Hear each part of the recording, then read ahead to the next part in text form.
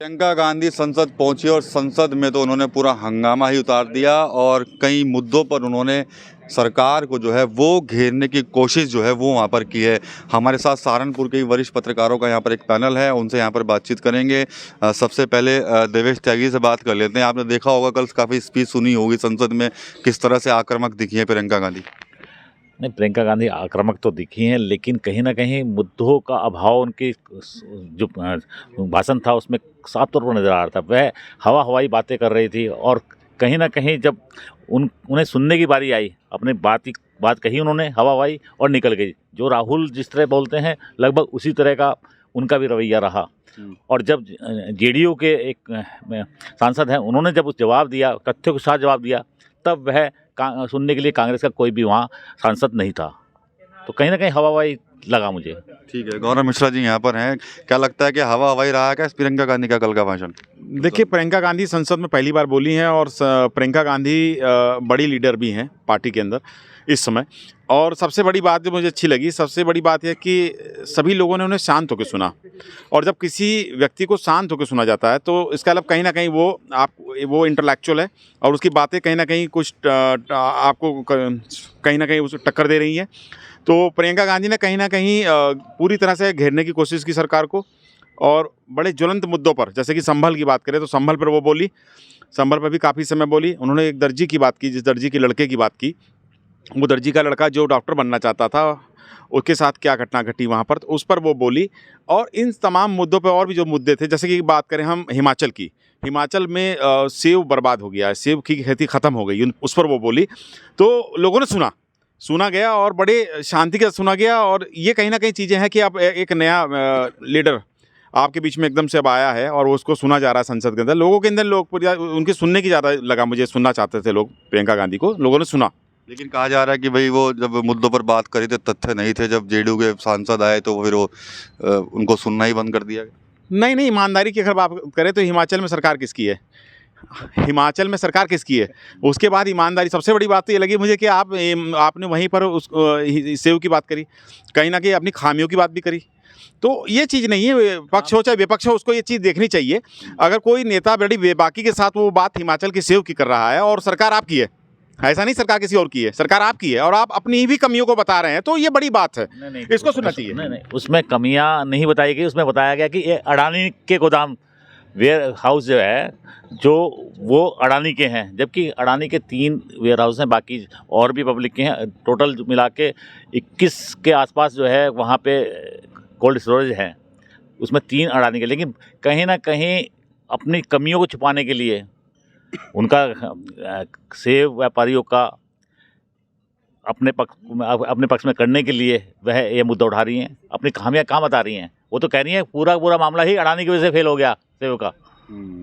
ठीक है, खालिद भाई यहाँ पे, खालिद हसन जी, क्या लगता है कि क्या कुछ कर पाएंगी प्रियंका? अभी आपने सुना, गौरव जी ने भी कहा, देवेश भाई ने भी, हालांकि विचार इनके मिले नहीं हैं आपस में इनके भी। देखिए, बात करने की और ना करने की नहीं है। सबसे पहले तो मैं देवेश जी की इस बात पे कि हवाई कुछ नहीं होता। अगर आप मुद्दों पे, अगर आप पब्लिक से जुड़ी हुई बातों को कनेक्ट कर रहे हैं सीधा, तो ये बहुत बड़ी बात होती है राजनीति के अंदर। आज की डेट में हो ये रहा है कि जब सरकार से सवाल किया जाता है तो वो विपक्ष की भूमिका में आ जाता है। जब विपक्ष उससे सवाल करता है तो वो अपनी कमियां छुपाने के लिए जो है ठीक रहा नाकामी का विपक्ष के सर फोड़ता है। यही सब कुछ चल रहा है। बात जब अडानी की हो, अंबानी की हो, तो साहब उन बातों को छुपाने के लिए संभल जैसे मुद्दों को उठाया जाता है। प्रियंका गांधी ने जो कल संसद में बोला है वो सारगर्भित बोला है, ऐसा नहीं है। उन्होंने हाथरस के बारे में बोला, हाथरस की घटना के ऊपर बोला। दलित युवती जो है वो जिसको रेप के बाद जलाकर मार दिया गया, उसके बाद उसके घर वालों को नज़रबंद मतलब उनको बिल्कुल ही नज़रबंद करके रखा गया है 8 महीने से। संभल घटना पे बोला। गैर ज़रूरी चीज़ें हैं। क्यों हो रहा है देश में? क्या ज़रूरत है आप गड्ढे मुर्दे उखाड़ें? आप सुबह आदेश दे रहे हैं, शाम को सर्वे हो रहा है, फिर दोबारा टीमें लेकर पहुँच रहे हैं। क्या ऐसे अधिकारियों के खिलाफ कार्रवाई नहीं होनी चाहिए थी? क्यों नहीं उठाने जाने चाहिए ये मुद्दे? क्या देश के अंदर बेरोज़गारी, देश के अंदर शिक्षा, देश के अंदर महंगाई के ऊपर आवाज़ उठाना, सांप्रदायिकता के खिलाफ आवाज़ उठाना अपराध हो गया है क्या? ये गैर ज़रूरी हो गए? ये तो कोई बात ही नहीं हुई। तो ज़रूरी क्या है फिर इस देश में? गैर ज़रूरी मुद्दों को तो आप तूल दे रहे हैं। ज़रूरी जो चीज़ें हैं उनको अगर कोई नेता उठा रहा है तो उसे वाहवाही और उसको जो है ना बेकार की बात बता रहे हैं। ये बात लॉजिकल नहीं है बिल्कुल भी। कैसे देखते हैं नीरज भाई आप? मैंने जो कल देखा है प्रियंका गांधी का बोलने का जो इनमें दम है, और आगे भी एक मजबूती के साथ मजबूत कैंडिडेट मिल चुका है कांग्रेस को, और संसद को भी मिल गया, बोल मजबूती से रही थी। अब ये देखना है कि वो बोल रही थी उन मुद्दों पे कितना वो खरी उतरती हैं। चलिए ठीक है, ये बताइए गौरव भाई के ये कहा जा रहा है जब से सांसद बनी है प्रियंका गांधी के भाई ये तो बिल्कुल इंदिरा गांधी की तरह चीखेगी संसद में। बिल्कुल कल दिख भी रहा था लोगों को कि प्रियंका नहीं आंधी है, ये वाकई दिख रहा था कल भैया। और ये जो आने वाला समय है, समय भी बताएगा और इसकी चाल और ढाल भी तय होगी कि कल जो प्रियंका गांधी जिस तरह से दहाड़ी हैं संसद के अंदर, तो विपक्ष या पक्ष जो सब लोग शांत होकर सुन रहे थे उसका यही है कि वह कोई चीज़ आ चुकी है। अब आपको उसको समझना चाहिए कि किस तरीके से सब चीज़ें अब आप छुपा नहीं सकते, कर नहीं सकते। हालांकि राहुल गांधी लगातार बोलते थे, लेकिन राहुल गांधी को इतनी उससे गंभीरता से सुना नहीं जाता था। प्रियंका गांधी को गंभीरता से सुना जा रहा है, तो ये अपने आप में बड़ी बात है।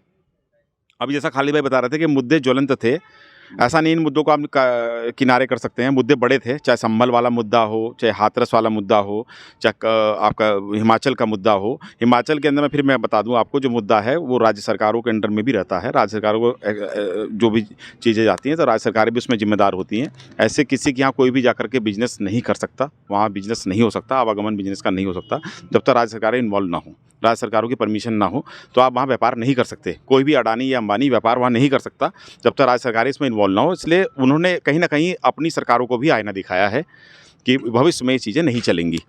तो ये भी बात सही है विकास जी कि इंदिरा गांधी की एक छवि मैं क्या दुनिया देखती है वो प्रियंका गांधी के अंदर दिखाई देती है, और कहीं ना कहीं एक विकल्प भी दिख रहा है आपको कि राजनीति के अंदर प्रियंका गांधी बड़ा विकल्प बन के सामने आ रही हैं बड़ी तेजी के साथ। ठीक है, लगता है आपको कि बड़ा विकल्प बन के आ रही है? मेरा 27 में चुनाव भी है उत्तराखंड में और यूपी में, तो ये बहुत बड़ा वो है कि अब थोड़ी सी जान कांग्रेस में आ सकती है, और उत्तराखंड और यूपी इन दोनों चुनाव में थोड़ी सी जान आएगी, और यहाँ पे कार्यकर्ता अगर मजबूती से लड़ेगा तो इस बार जो है नतीजे दूसरे होंगे। तो ये सहारनपुर के वरिष्ठ पत्रकार हैं यहाँ पर, इनसे तमाम मुद्दों पर बात हुई है। जिस तरह से कल संसद में प्रियंका गांधी ने तमाम मुद्दों को वहाँ पर रखा, उसको लेकर साफ तौर पर लोगों की यही रही है, पत्रकार साथियों की यही राय है कि प्रियंका गांधी एक बड़ी मजबूती के साथ संसद में पहुंची हैं और अपनी बातें वहां पर रख रही हैं। इसके अलावा जो उनकी पार्टी के या विपक्ष के जो लोग हैं वो तो सुन ही रहे हैं, साथ सत्ता के जो लोग हैं, सत्ता पक्ष भी उनको बड़ी आराम से सुन रहा है। हालांकि यहाँ पर मतभेद जरूर दिखा है कुछ मुद्दों पर, लेकिन कहीं ना कहीं प्रियंका गांधी के तेवरों को लेकर पत्रकारों का यही कहना है कि जिस तरह से उनको प्रेजेंट किया गया था वो उस पर खरी उतरती हुई भी दिखाई दे रही हैं। टीवी 9 यूपी के लिए सहारनपुर से विकास कपिल।